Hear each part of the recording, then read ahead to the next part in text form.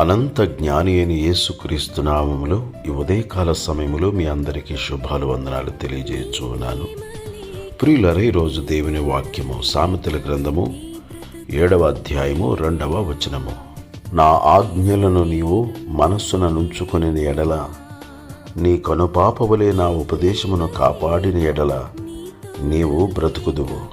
ప్రియులారా, దేవుని వాక్యము మనలను బ్రతికించును. కీర్తనకారుడైన దావీదు చెప్పుచున్న మాట, నీ వాక్యము నన్ను బ్రతికించి ఉన్నది, నా బాధలో ఇదే నాకు నెమ్మది కలుగు చేయుచున్నది. దేవుని వాక్యము బ్రతికించే వాక్యము, బాధలలో నెమ్మది కలుగు చేయు వాక్యము, బాగు చేయు వాక్యము, బలపరుచు వాక్యము, భద్రపరుచు వాక్యము. మన మనస్సులో మన హృదయములో దేవుని వాక్యమును నింపుకొందుముగాక. ఆ వాక్యమును మన హృదయములో ఉంచుకొందుముగాక. ఆ వాక్యమును భద్రముగా కాపాడుదుముగాక. తద్వారా ఇహపర సంబంధమైన ఆశీర్వాదములను పొందుదుముగాక. నిత్య జీవమును స్వతంత్రించుకొందుముగాక.